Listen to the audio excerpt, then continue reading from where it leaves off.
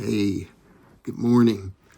As I was looking at the scriptures today, it came to me that, the first martyr was Stephen.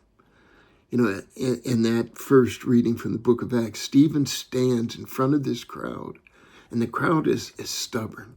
He's telling them the truth, even though they don't want to hear the truth because the truth isn't welcome.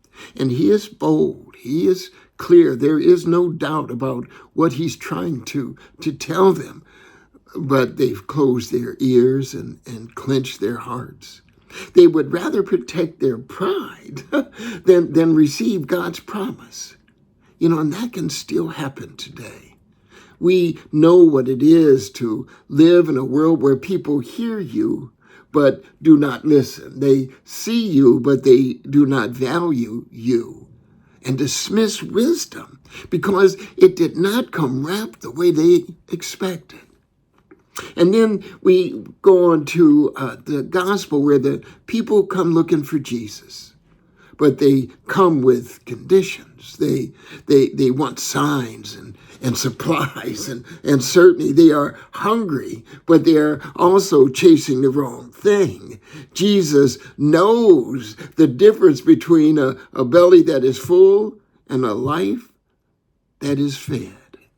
So he tells them plainly, the real bread is not just what fills your hands and your stomachs, but what fills your heart.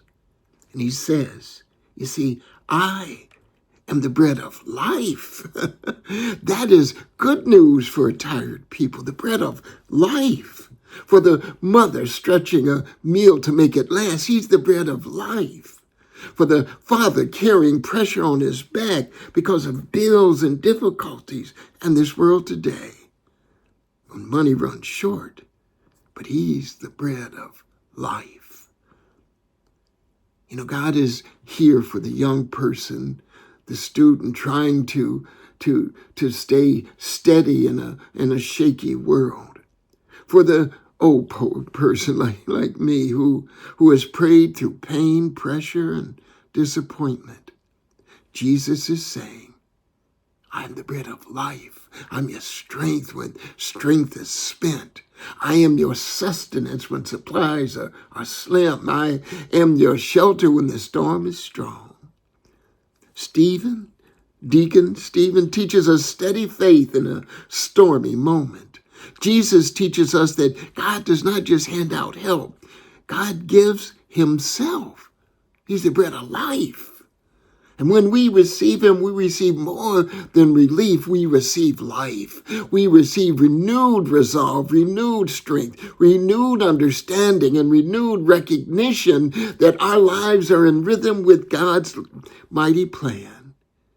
And we are renewed in reason, a reason to keep on going, even when hope seems to be the hope of agony. The agony of hope, because sometimes when in the midst of our hoping, we're hurting.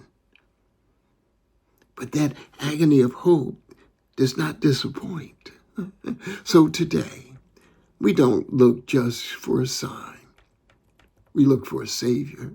We don't just ask for bread. We ask for the bread of life. And do not let the noise of the world drown out the voice of God. And that's why we can stand up, sit up, and pray up every morning. Lord, what are we going to do today? God bless you.